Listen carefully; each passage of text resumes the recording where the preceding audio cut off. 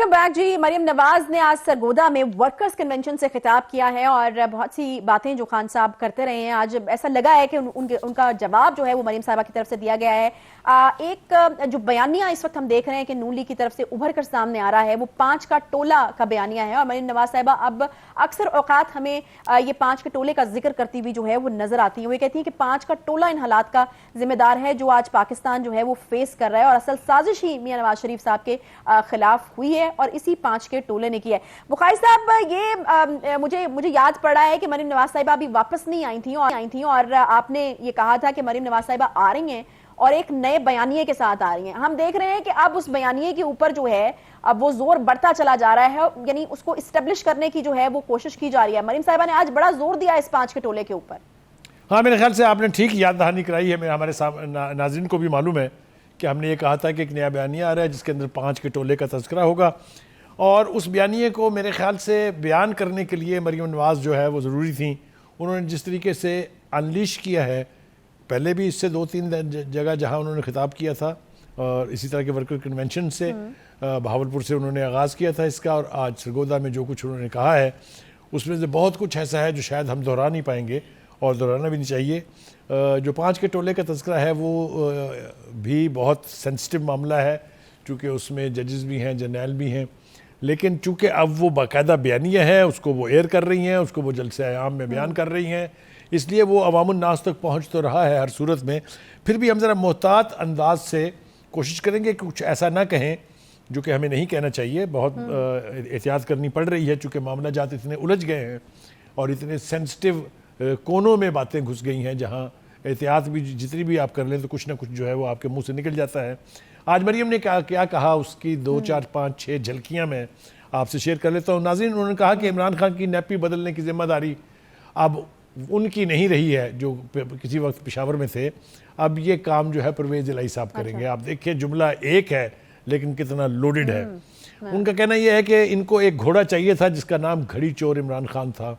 अब ये इल्ज़ाम इसलिए भी बहुत सेंसिटिव है कि इसके ऊपर प्रोसीडिंग्स ऑलरेडी जो हैं वो कोर्ट्स के अंदर हैं, सब जुडिस मामला है।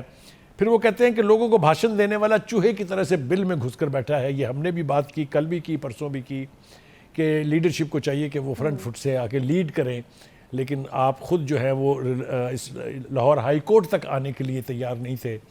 तो ये सारी सूरत हाल जो है, इससे वर्कर जो है वो किसी हद तक डिसअपॉइंट ज़रूर होता है। फिर वो कहती हैं कि नाम लेके फैज़ हमीद ने कहा नवाज शरीफ को कट टू साइज़ करना है। अब ये वो जिस टोले का बयानिया लेके आए हैं उनके करैक्टर के बारे में वो इशारे दे रही हैं। नवाज शरीफ के खिलाफ साजिश करने वाला 5 का टोला था, हमने बता दिया, नाम भी सबको पता है, मेरे ख्याल से उनको दोहराने की ज़रूरत नहीं है। इमरान खान की गंद का टोकरा 2-3 जजेस ने उठा लिया है, ये बहुत अनगार्डेड स्टेटमेंट है।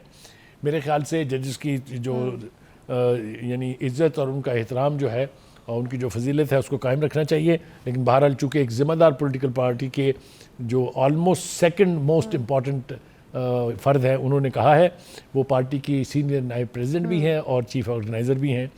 फिर वो कहती हैं इमरान खान मुसलसल नाकाम हुआ तो इसे वापस लाने का बीड़ा भी इन्हीं जजेस ने उठा लिया है।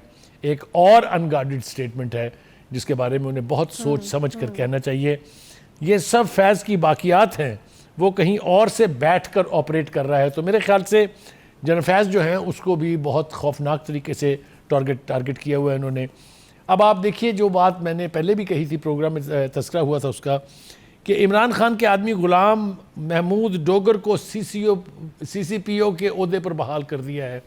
मेरे ख्याल से ये अदालत का बहुत कंट्रोवर्शियल फ़ैसला है, चाहे ये लाहौर हाई कोर्ट ने किया था, चाहे ये इस वक्त एंडोर्स किया है सुप्रीम कोर्ट ने। मेरे ख्याल से रमूज़े सल्तनत चलाने की जिम्मेदारी अदलिया को अपने कंधों पर नहीं उठानी चाहिए। ये पुलिस की इनकी पोस्ट का मामला जो है वो सेंटर और प्रोविंस के दरमियान होता है, वहीं पर एक पूल है जहाँ से लोग उठाए जाते हैं, ट्रांसफ़र किए जाते हैं, पोस्ट किए जाते हैं, और वहीं पर कुछ लोगों को वापस बुला लिया जाता है। इस मामले में मेरे ख्याल से अगर अदलिया ना आए, ये मेरा मशवरा है, ये मेरी राय है, गलत भी हो सकती है।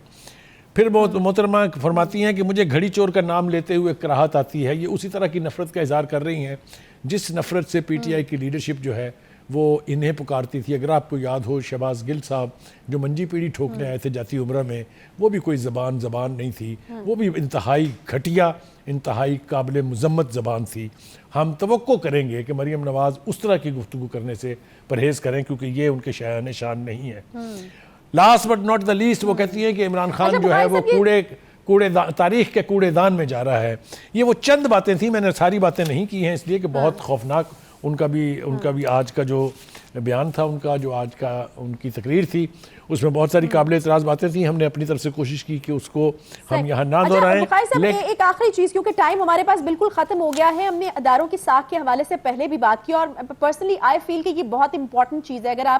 अगर आप एक जो मुआशरा है उसके अंदर सैनिटी बरकरार रखना चाहते हैं, सजा और जजा पे लोगों का जो ट्रस्ट है उसको बहाल रखना चाहते हैं, जिस तरह के हमने देखा कि फौज ने इदारे के तौर पर खुद को कहा कि हम किसी भी किस्म की सियासत से जो है वो दूर हैं, तो अभी जिस तरीके से हम ये ट्रेंड देख रहे हैं टुवर्ड्स अदलिया, आपको क्या लगता है कि कितना खतरनाक किस्म का ये ट्रेंड है? मरीम नवाज साहिबा के अनगार्डेड गुफ्तगू, फिर जो है वो लाडलापन का जिक्र होता रहता है खान साहब के, कि वहां पर काफी लाडले तरीके से उनको ट्रीट किया जाता है। तो ये किस तरफ चीजें आपको जाती हुई नजर आ रही है? मुख्तसर टाइम देखिए, जब हम किसी चीज का आगाज करते हैं तो फिर उसके पीछे पीछे लोग जो हैं वो आपके कदमों के निशानों के ऊपर चले आते हैं।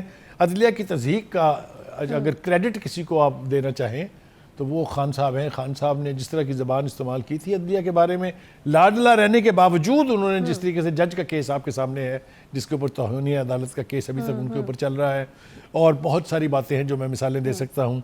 जब आप इस तरह की मिसालें पैदा करेंगे तो आने वाले जो हैं आपके पीछे वो इससे भी एक कदम आगे जाएंगे। मैंने पहले भी गुजारिश कर दी, मैं आखिर में भी प्रोग्राम के आखिर में गुजारिश कर रहा हूँ। मरीम साहिबा, आप खातून हैं। मरीम साहिबा, आप एक बड़ी पार्टी की अब एक तरह से लीडर हैं, क्योंकि वालिद साहब तो आपके लंदन में बैठे हुए हैं। तो आप इस बात का ख्याल ज़रूर रखें कि आपकी ज़बान से निकलने वाले लफ्ज़ ऐसे न हों कि आपकी ज़ात के बारे में लोग जो हैं वो रिएक्ट करें या उसके ऊपर बात करें। आपने और आपके वालिद साहब ने, मैं अथॉरिटी के साथ कहता हूँ, एक लबो लहजा, एक ख़ास ज़बान हमेशा इस्तेमाल की है। आपके वालिद साहब ने हमेशा इमरान खान साहब कहा है, आप भी पहले खान साहब और इमरान खान साहब कहती थी। मेरे ख्याल से अगर आप अपनी इस रवश को बरकरार रखें तो कोई खराबी नहीं है। जी, ये इन चीजों का तकद्दुस जो है वो बरकरार रहना चाहिए और मोहतात भी रहना चाहिए। इसके साथ ही प्रोग्राम का वक्त यहाँ पर खत्म होता है। बहुत शुक्रिया बुखारी साहब। इंशाल्लाह अगले हफ्ते आपसे मुलाकात होगी। ख्याल रखिए अपना। अल्लाह हाफ़िज़।